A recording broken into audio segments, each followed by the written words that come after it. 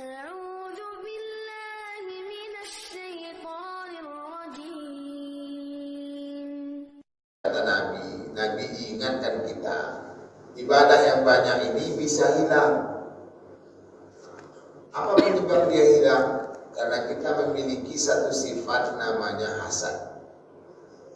Kalau kita memiliki sifat hasad ini, atau malah kita pelihara hasad ini, maka ibadah puasa, ibadah kurban, ya yang haji, ya ibadah haji, ibadah sedekah, ibadah kebaikan, apapun ibadah yang telah kita buat, habis tak bersisa.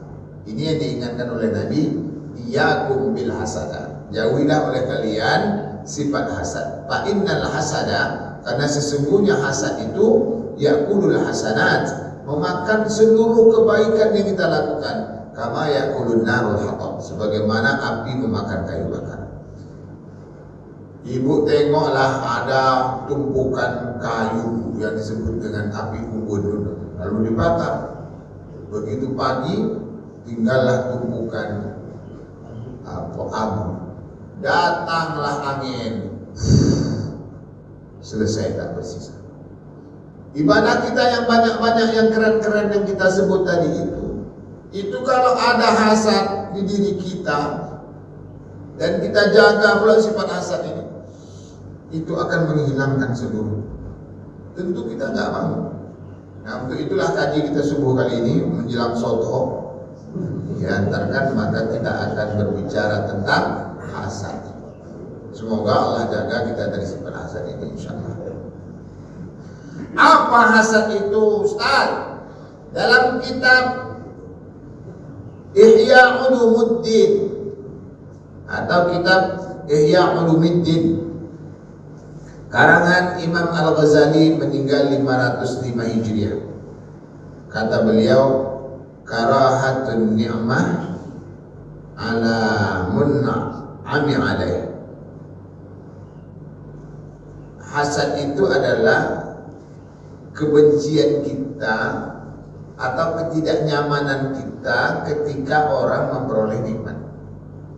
Jadi kalau ada orang dapat nikmat, tidak nyaman kita, itu hasad itu. Pak, bingi nama, bingi masuk kamu, bingi aku. Kata anak muda gini, resek loh, menggaduh terus kan. Ya, kalau bahasa agama kita itu namanya hasad. Dikasih tahu lah, Pak, Siano tu dah buat rumah baru ya Pak, tinggi 5. Hah, tinggi 5? Iya Pak, tinggi 5 tu ada kolam renang. Mantap. Iya, rumah emaknya enggak nyewe Pak. Iya. Aduh, sakit jantung tu. Sesak rasanya, nafas awak mendenyut jantung. Tak reda rasanya dia. Masalah dia. Kalau ada rasanya begitu, itu hasad yang membuat kita risau. Pak. Oh, Bapak tu dah beli mobil baru deh Pak. 3 dia beli. Second dah. Enggak, baru Pak. Baru? Iya. Apa mereknya? Macam-macam tu mereknya. Enggak ada orang beli merek macam-macam Pak. Iya, aduh, tambah sakit jantung. Sebulan sudah itu dilapor oleh Pak. Rupanya Pak itu bini baru ya Pak. Iya, mati lah dong. Jadi tak nyamannya kita mendengar informasi kebaikan dari orang. Itu dia itu hasad. Atau sebaliknya, orang itu mendapat musibah. Jangan tu gigi ya Bu. Dia dari dulu ni kecil lah rasul, sakit jadi dia. Itu ada juga. Jadi kalau bahasa anak muda kini pun namanya SMS. Susah menengok orang sanam, susah menengok orang senang, menengok orang susah menengok orang SMS. Semoga Allah jaga kita dari sifat ini.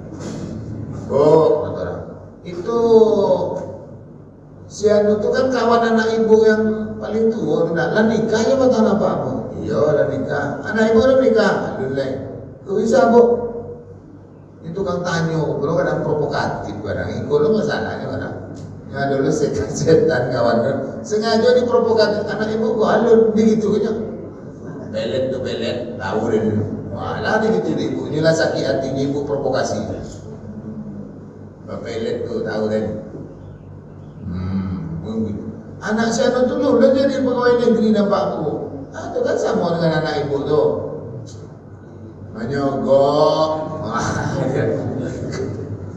Kan ada yang gitu kan. Langsung dia ngejas ke bahasa orang-orang ini. Langsung dia memberikan hukuman, itu tak ada tuh, itu membayar tuh, itu menyogok, itu berpelet tuh. Kalau ada yang seperti itu, nah ini contoh-contoh hasad. Bagaimana kita supaya cakap kita tidak keluar bentuk hasad? Oh, saya itu katanya nikah anaknya bu. Nah ibu kok belum? Ya, hidup ini kan sudah dicatat sama Allah. Ada jodohnya masing-masing. Ya kan? Nah, dia dapat duluan. Ya alhamdulillah, semoga keluarganya sakinah mawaddah warahmah. Memang si kakak ini belum nikah. Mudah-mudahan nanti dapat ketemu jodohnya juga insyaallah. Mohon doanya ya. Sebenarnya hidup itu tuh jadi tenang kalau gitu. Tapi kalau kita provokatif itu bengkak jantung itu sampai di rumah makan ya udah. Itu masalah. Hah? Nak merahnya bawaan. Nak merahnya bawaan. Nah, itu masalah. Lalu datanglah ibu-ibu ke dokter, katanya jantung sesak, angok sesak. Gimana caranya? Apa kata dokter? Ya, nanti kita kasih obat ya bu. Makanya ibu jangan banyak pikiran, jangan semua dipikirkan. Memang begitu. Biasa saja. Macam mana lah tak berpikir, kata dokter kau jangan banyak pikiran macam mana tak pikir. Sebenarnya bukan tak boleh berpikir. Bahasa pasarnya itu, makanya ibu jangan resek, gitu sudah. Makanya kan busuk hati. Karena semua ini kita masukkan ke akal kita. Ini tetangga kita jadikan itu bahan pikiran, ya akhirnya mata tak mau tidur, makan tak mau lalu, apalagi hilang kebahagiaan. Padahal hidup ini yang membuat kita nyaman itu kan bahagia. Bahagia itulah yang membuat semuanya terasa menjadi indah. Jadi Kiai Nur Salim itu dulu katanya disebutkan. Jadi dia kan kiai di pondok. Kadang kita kan pengen minta bantu ke santri-santri kita, mengajar dia bekerja gitu. Ya udah panggil si Anu. Kita minta bantu. Begitu kiai ini tadi keluar mencari santri yang kira-kira bisa minta dibantu, minta bantuannya. Ditengok santri ini sedang ketawa-ketawa dengan kawan-kawannya. Lalu Pak Kiai nanya dia, kok nggak jadi ya? Saya jadi nggak enak ganggu dia lagi berbahagia. Karena berbahagia itu mahal. Orang bisa tertawa hanya dengan mengingat masa-masa lalu yang indah-indah, terus kita buyarkan, itu kita mengganggu kebahagiaan orang. Orang karena pengen bahagia itu susah. Nak ke Singapura dulu baru berbahagia, kan payah Pak. Ya. Orang kini berbahagia tuh berbiaya mahal. Selesai menikah bulan madu lo kemari lo sekian lo biaya. Aduh dua mana? Gimana-mana di rumah ya kamar kalau siap. Tapi ya begitulah orang ingin berbahagia itu terus berbiaya mahal. Mana kita makan siang nih? Ke Kuansing lagi loh. Aduh ikan panggang sudah. Ke Kuansing jauh ke Kuansing lagi kita makan siang. Sampai ke Pekanbaru. Lapar lo balik, bocor lo Kita ini mengazab badan kita dengan situasi yang tidak penting. Makanya oleh para ulama kebodohan yang besarlah ketika kita untuk mendapatkan kebahagiaan yang sejatinya itu free, kita buat berbiaya. Ya. Karena ada sesuatu yang kita itu ingin mencari kebahagiaan itu kok jadi susah. Ya karena ada sesuatu di diri kita. Nah, ini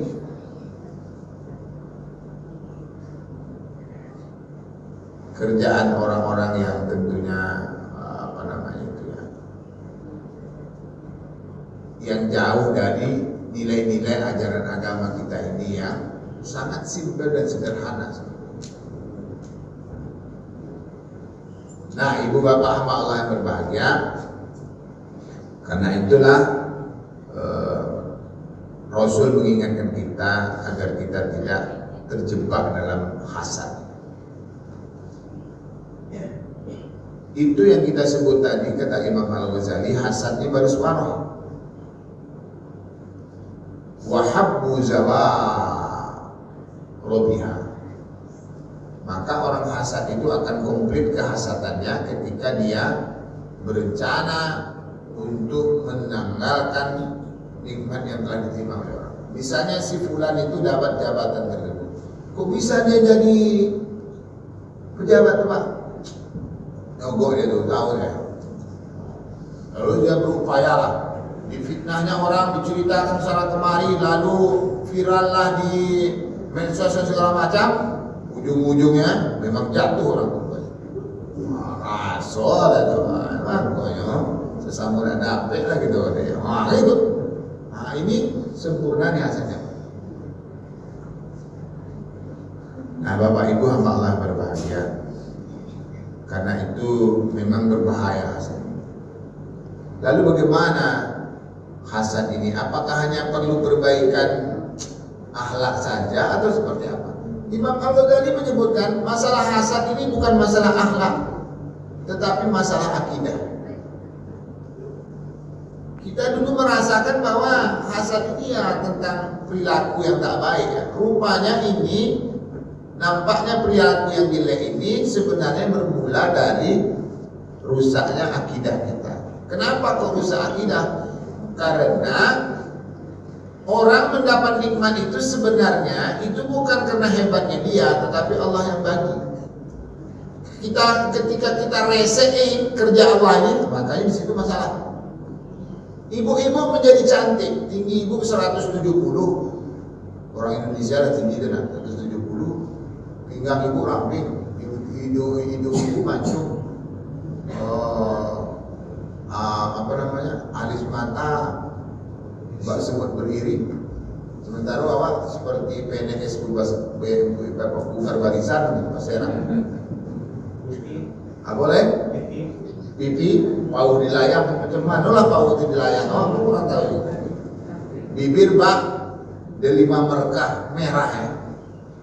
Tapi yang belum busuk tuh. Kalau busuk itu coklat.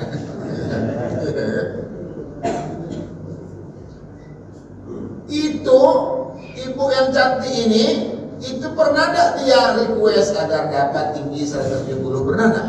Hidung mancung, kulit putih, pernah minta tak? Tak ada kan? Memang dia berojol di perut emaknya, itulah nikmat yang dia dapatkan. Terlahir dari keluarga yang kebetulan ayahnya juga tinggi, emaknya tinggi, lahir dia dengan ketinggian. Atau mungkin emaknya pendek, ayahnya pendek, datuknya dulu pernah tinggi rupanya. Dapatlah dia gen itu. Ada dia pesan pun, itu kan kerja Allah Ta'ala. Lalu kita resei orang itu, maka berarti kita sedang meresei Allah. Berarti kita bersuuzon dengan kerjaan Allah.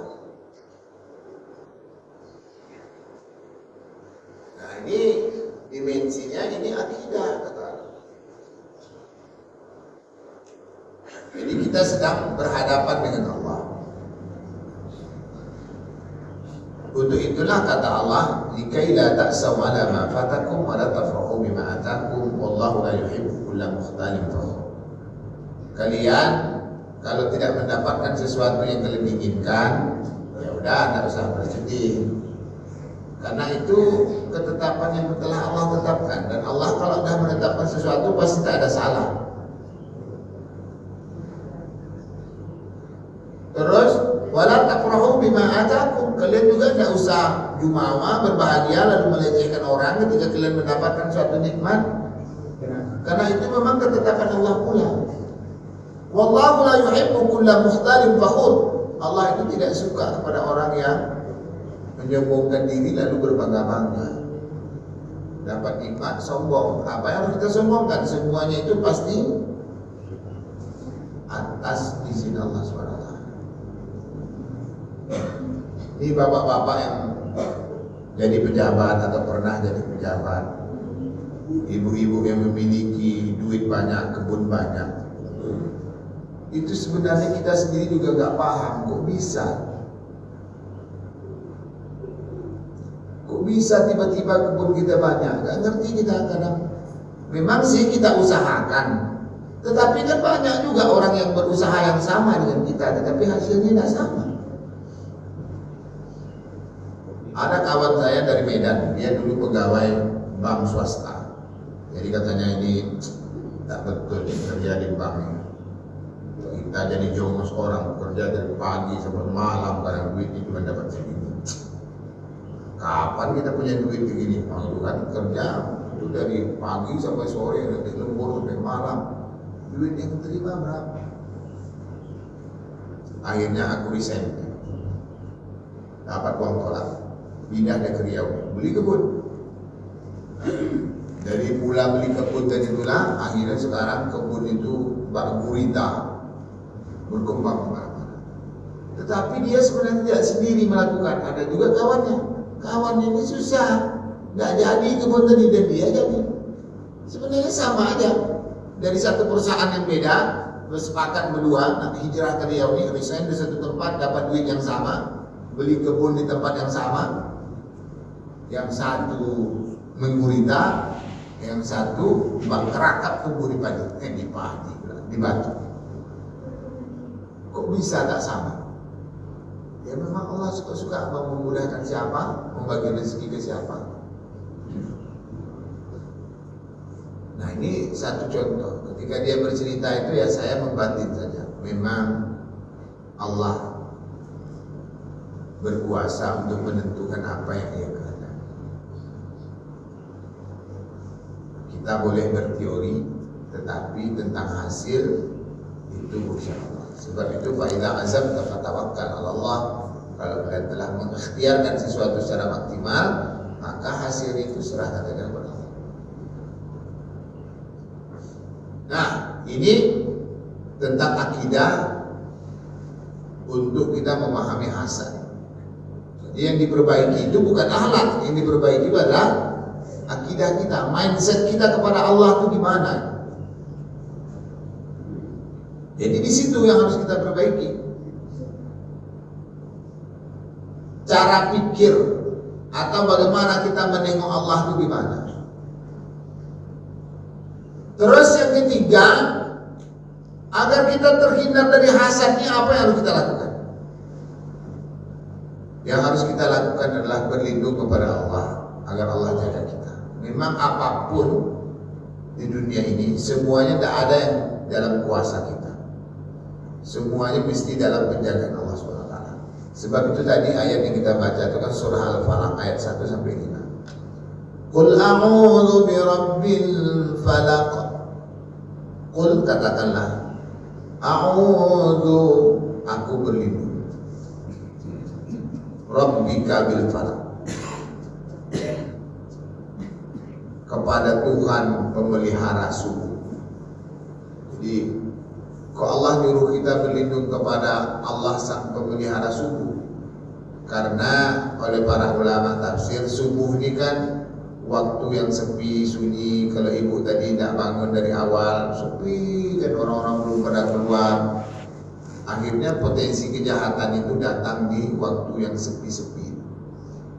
Min syarri ma khalaq, berlindung dari apa? Dari kejahatan yang diciptakannya. Jadi kejahatan itu banyak di sekitar kita ini. Jadi kita berlindung kepada Allah dari kejahatan-kejahatan yang ada itu. Artinya apapun bentuk kejahatan, kalau kita dijaga Allah, maka tak terjadi. Maka kita kadang dulu ketika tsunami Aceh, ada orang yang dah seminggu di tengah laut itu selamat. Benar. Ada orang yang dibawa ke gedung terimpit semua selamat. Tapi ada orang yang tersangkut aja kaki, isinya mati. Ya. Ya memang kalau Allah ingin jaga si fulan, ya hidup. Ini yang ini memang ajalnya udah sampai, mati. Ya kan? Jadi kita berlindung dari segala sesuatu yang akan merusak kita.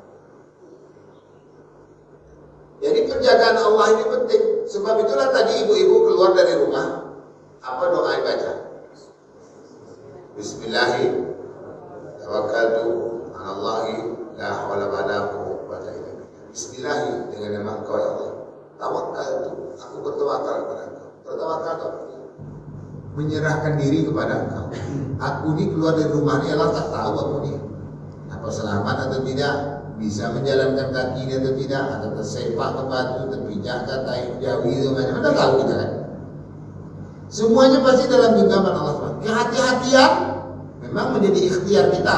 Tetapi kalau barang sudah terjadi, ya ngerti kita, ya kan? Kita tawakalkan diri ini, kita serahkan kepada Allah. Tidak ada daya dan upaya Allah melainkan atas pertolongan Allah. Kita naik kendaraan, naik motor, naik mobil, atau naik apa saja. Subhanalladzi sakhkhara lana hadza. Nah, ya kan? Apa makna itu? Maha suci Engkau ya Allah. Sakhkhara lana hadza, yang telah menundukkan kendaraan ini. Jadi kendaraan itu sebenarnya itu di luar kendali kita, andaikan Allah tidak menundukkan. Kita pakai mobil yang sudah full safety sendiri pun bisa dia mengamuk. Siapa yang kecelakaan di tol pakai mobil katanya bisa ngerem sendiri itu, ya. Teknologi hari ini mobil itu katanya saking hebatnya, kalau ada sesuatu yang berbahaya di depan itu, dia ngerem sendiri. Ya gitu iklannya nak. Nggak perlu kita rem, dia ngerem sendiri. Hyundai. Nah. Jadi itu hebatnya. Tetapi ketika ada kecelakaan, dilantaknya barang itu. Karena memang Allah sudah tak lagi menjinakkan benda. Melawan juga, awak belok ke kiri ke kanan, lama sudah lari. Ya bisa merenggut nyawa kita. Karena dia tak lagi tunduk. Pesawat di atas itu tiba-tiba melawan dia, tahapoin tidak menjadi, mati. Ya kalau takdir sudah begitu tercatat, ya semuanya di luar kendali kita. Ini bentuk kepasrahan kita. Ini dimensi ada dimensinya. Karena itu pula kita pasrahkan kepada Allah agar Allah jaga kita. Wa min syarri ghasiqin idza waqab. Kita berlindung kepada Allah dari kejahatan yang malam. Malam ini kan maling bergelap berkeluyuran, bergentayangan. Orang-orang nak jahat itu kadang sengaja dicari waktu-waktu yang ketika kita lengah. Ketika kita lengah, sebenarnya kita dalam penjagaan Allah. Apa sebabnya rumah orang dicongkel, rumah kita tidak dicongkel? Apalah sebabnya kok rumah kita dia yang tahu dicongkel? Ya, boleh jadi ketika itu Allah sedang tak jaga. Terus wa min syarrin naffatsati fil 'uqad. Berlindung dari kejahatan perempuan-perempuan tukang sihir yang meniup di bukhul-bukhul. Rupanya berpotensi menjadi tukang sihir di perempuan. Makanya ada nenek sihir, kan ada datuk sihir. Dulu kan ada komiknya kita baca nak, yang generasi 70 ke bawah tuh pernah baca komik apa namanya, sisiriknya ya, nenek sihir. Dia terbang pakai sapu, wah berarti segenerasi wah. Kalau anak-anak gini tak tahu ya tuh, dia ada komik tuh. Nenek sihir. Jadi intinya kejahatan-kejahatan si tukang sihir bisa menjaga kita terjaga dari perilaku-perilaku jeleknya dia, tentu Allah. Wa min syarri hasidin idza hasad. Ini tadi kita berlindung dari hasidin, dari orang yang hasad. Ketika dia hasad, ketika dia memang melakukan hasad itu. Jadi kehasatan orang ke kita itu bisa terjaga diri ini karena Allah. Karena di awal dari qul a'udzu birabbil falaq. Kita berlindung kepada Allah sang penjaga itu. Sebab itulah Nabi mengajarkan kita berbagai doa agar kita ini terlindung dari berbagai bentuk hasadnya diri kita, hasadnya orang. Karena hasad itu ada dua, bisa dari kita sendiri, bisa dari orang. Konsep hidup ini la taulimuna wa la tullamun. Kita tak menganiaya orang, kita tak dianiaya. Jadi kita dianiaya tak boleh, kita menganiaya juga tak boleh. Sama dengan lo mak diawak, tipu diawak, lai tipu durang, enggak, itu tak boleh. Bahkan kata pepatah orang kampung gitu, tipu di mato dipicirkan, tipu di palu dikampirkan, itu tuh. Mana? Lepas tu, jadi kan? Nah, jadi itu kan lama di awak. Ada ketujuh di awak, ada ketujuh di orang. Jangan Pak Kato, siapa nama penceramah yang petata petitir, apa nama itu tak kurang nak di dua, tapi nak dia teh bajalan berdua nak di tangan. Wah, kan gitu tu. Nonton tangannya bos sekali. Siapa nama Datuk? Isnawardi. Pokoknya petata petitir. Nah, ibu bapak hamba Allah yang berbahagia, kita ada dua perlindungan dari kejahatan orang dan perlindungan dari kejahatan diri kita. Sebab itu saya dah sering cakap, mari kita hafal zikir ini, zikir pagi dan petang. Allahumma inni a'udzubika min syarri nafsi wa min syarri syaitani wa syirki. Allahumma inni, ya Allah, sesungguhnya aku a'udzubika, berlindung kepada Engkau, min syarri nafsi, dari kejahatan diri ini. Jadi diri awak itu punya potensi juga untuk berbuat jahat. Tidak jahat orang saja, jahat dirinya awak itu ada. Ya resek awak ke orang itu jahatnya diri kita. Siriknya awak tadi ke orang itu jahatnya diri kita. Kita hasad kepada orang itu jeleknya diri kita. Dan juga kejahatan orang ke kita. Jadi ada dua hal yang akan kita minta lindung kepada Allah. Jahatnya diri kita ke kita, jahatnya orang ke kita, dan juga jahatnya kita ke orang. Wa min syarri syaitani wa syirki. Kita juga berlindung kepada segala bentuk bujuk rayuan setan yang akan menserikatkan Allah. Jadi hidup ini belum pernah aman. Maka saya dapat dari ceramahnya Koh Stephen almarhum, semoga beliau diletakkan di taman surga. Jadi katanya gini, saya bertemu dengan orang penghafal Quran 30 juz, akhirnya murtad. Awak kos, jangankan setengah juz, seperempat juz tidak ada apa. Jadi potensi anak murtad lebih besar. Yang dah hafal 30 bisa lewat. Karena itulah salah seorang Habib Alwi mengatakan, mengajarkan kita doa. Ini doa yang kita baca ini sebenarnya ini bukan hadis Nabi, dari Habib. Apa doanya? Allahumma khtim lana ajalana ya Allah bi husnil khatimah. Ya Allah, jadikan akhir hidup saya ini hidup yang baik. Wa la takhtim a'malana ajalana ya Allah bisu'il khatimah. Dan jangan engkau jadikan akhir hidupku ini akhir hidup yang jelek. Doa ini tentu bermula dari berbagai hadis dan firman Allah, karena memang kita harus senantiasa berlindung kepada Allah. Karena itu kita mohon perlindungannya. Jangan kita hari ini dah baik, tetapi ujung-ujungnya jelek, mati dalam kejelek.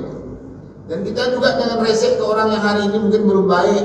Boleh jadi dia hari ini belum baik, tapi ujung-ujungnya nanti baik, mati dia dalam keadaan baik. Jadi dua potensi ini tetap ada. Ya, berdoa kita kepada Allah agar kita hari ini alhamdulillah sudah baik, terus baik, mati dalam keadaan baik. Nah, itu kayak gitu. Jangan nanti orang bercakap, Apa tuh memang semenjak balik haji kok lain jadi itu Pak. Mau dia balik haji pula ceritanya itu jelek. Saya semalam saya dulu kemana nih gini dah aduh dapat apa nih. Entahlah semenjak balik haji itu agak jarang dia datang masjid.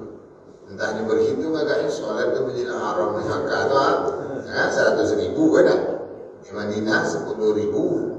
Ada berapa ya waktu Rasulullah aku cia je lah. Awak lah banyak itu mas. Kok sasih matematika apa? Jadi Bapak Ibu sama Allah berbahagia, jangan kita sempat seperti ini. Jadi mempertahankan kebaikan itu luar biasa. Nah, kejahatan itu jangan pula kita tularkan kepada orang.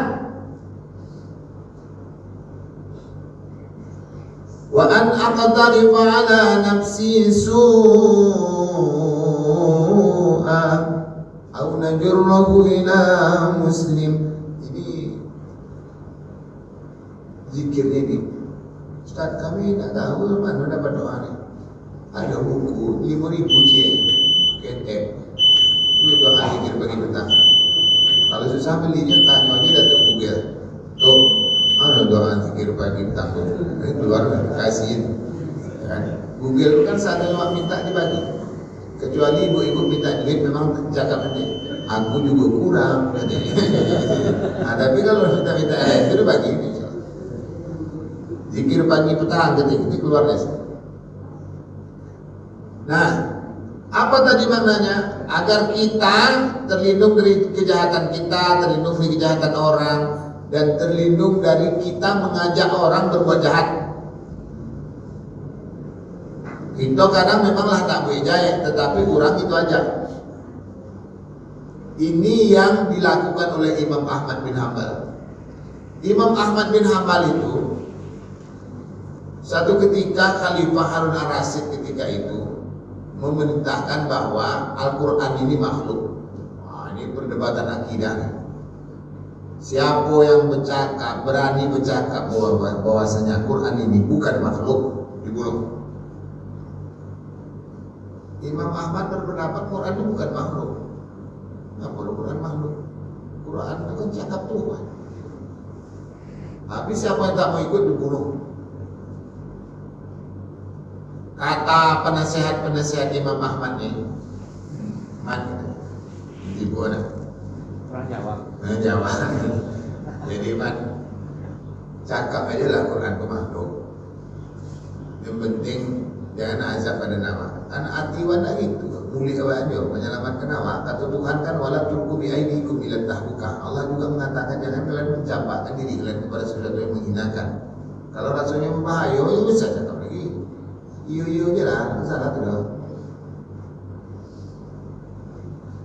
Imam Syafi'i dalam riwayat ini dia hijrah dia ke Mesir. Dalam tanda petik larilah Imam Syafi'i ke Mesir. Imam Ahmad bertahan di sini. Dalam riwayat dikatakan katanya Imam Syafi'i Quran, Taurat, Injil, Zabur. Oh kasadonya kok ciptaan Allah kok. Jadi maksudnya ikut nah yang tadi itu dong. Karena kan jodohnya bahasa enak. Al-Quran, Zabur, Taurat, Injil, Sado, kok ciptaan Allah tadi, makhluk tadi. Selamatnya. Ini maksud itu jadinya kok. Yang Quran tadi enggak. Ya, paham betul. Jadi orang cerdas ya gitu tuh ngomongnya. Yang Quran itu sendiri bukan makhluk, tetapi Quran, Zabur, Injil, Taurat, Sado juga, Sado itu kuat, Sado jadi juga maksudnya. Itu makhluk kok. Nah, kalau kecilnya orang jadi itu lelah. Tetapi Imam Ahmad enggak. Kata penasihatnya tadi, aku aja lah, cakap aja lah, itu makhluk, ada masalah itu. Apa kata Imam Ahmad? Nanti ketika saya bercakap itu, dia akan mengumpulkan seluruh orang, seluruh kampung akan kumpul orang, disuruh ini saya bercakap. Iya kalau orang tengok roti cakap, wah Ini nah, akankah saya harus menyesatkan banyak orang ini untuk menyelamatkan hanya satu nyawa Ahmad? Wah, ini pertanyaan. Ayo, dalam kalau gitu. Begitu Imam Ahmad ini berjalan suatu ketika sebelum hukuman akan ditimpakan ke Imam Ahmad, bertemulah dia dengan seorang maling. Dalam kitab itu Sarik. Sarik itu kan artinya maling. Jadi kata si maling itu, ini orang yang ahli ilmu itu ya, katanya ke Imam Ahmad. Saya nggak tahu, orang-orang memanggil saya begitu. Tahu nggak kau? Aku nih maling, dan sering ditangkap oleh para penjaga seperti polisi. Saya diazab, ditendang, dipukul, ditusuk, disuruh saya mengaku telah melakukan pencurian. Saya tetap kekeh, enggak. Padahal saya mencuri, tapi saya tetap kekeh untuk mengatakan tidak. Jadi engkau ini mempertahankan sesuatu yang benar, masa kau tak berani? Oh, ini nasihat malingku bahaya juga Imam Ahmad. Jadi ketika dia akan dihukum itu apa kata Imam Ahmad? Aku sebenarnya pengen membuat sesuatu yang kalian sarankan itu, tetapi nasihat malingku terus yang tahu itu matur, itu matur. Memang karena nasihatnya betul juga tuh Ali nak undur makola pada tanjur makola. Tengok siapa yang apa yang dikecilkan orang itu, jangan tengok siapa yang mengecil. Iya juga kan. Maling itu kan bertahan dia untuk mengatakan tidak ngaku nah. Pokoknya iya, sebenarnya iya tapi enggak. Saya mempertahankan kebatilan saja saya bisa. Masa kau mempertahankan kebenaran enggak bisa? Oh. Itu dengan yang pakai ngomong. Nah, ya udahlah kalau gitu. Pertahankanlah. Jadi kisahkan ditariklah, diikat kaki Imam Ahmad ini ke satu unta, yang satu kaki satu lagi ke unta yang suruh unta ini bergerak ke tempat yang berbeda. Pingsan Imam Ahmad. Begitu bangun dari pingsan itu, tengiang-ngiang lagi nasihat maling dari itu. Awalnya pertahanan. 3 hari diazab, ternyata matilah khalifah. Dia tak mati. Itu ceritanya. Di mana Ustaz baca? Baca lah. Kalau ibu tak bisa baca, biar dia lah bawa baca, biar bercerita. Bapak Ibu sama Allah berbahagia. Jadi Imam Ahmad tadi kekeh. Bagaimana supaya dari dirinya itu jangan sempat menyesatkan orang. Kita kadang-kadang untuk menyelamatkan diri, kita sesatkan orang. Nah ini yang tadi itu yang disebut bahwa wa an aqtarifa ala nafsi su'a au najurruhu ila muslim. Kita tak mau juga dengan cakap kita akhirnya orang menjadi tersesat. Karena apa yang kita cakap itu dibuat orang, maka kita mendapat dosa jariah. Itu Imam Ahmad. Jadi terakhir Bapak Ibu Allah berbahagia, mari kita banyak-banyak berdoa kepada Allah agar apa? Agar kita tidak terjebak dalam hasad. Sebagai bahasan penutup, memang ada istilahnya itu ghibthah. Ghibthah itu memotivasi diri melihat orang baik. Jadi ini bukan sirik, bukan hasad. Ada kata Nabi, la hasada illa fisnatain. Kalian jangan berbuat hasad kecuali dalam keadaan 2. Pertama, orang yang punya harta, lalu hartanya yang banyak itu dia terus buat sesuatu yang baik. Orang yang punya ilmu, ilmunya itu dia gunakan untuk menolong orang. Jadi kalau kita hasad dalam tanda petik untuk orang seperti ini boleh. Maksud itu hasad bukan untuk merecokinya, motivasi diri. Maka oleh para ulama maknanya ghibthah, memotivasi diri. Si anunihan duitnya banyak, sukung menolong. Jadi awak berikhtiar untuk mendapatkan uang yang banyak agar kita bisa juga menolong. Ini motivasi, bukan berarti merecoki orang ini. Nah, ini beda. Ya kan? Kita punya ilmu, dengan ilmu kita itu kita bantu. Jangan untuk membodoh-bodohi orang. Nah, orang kan kadang punya ilmu tapi gunanya untuk membodoh-bodohi orang. Nah, Ibu Bapak Allah berbahagia, sekiranya demikian materi yang dapat disampaikan.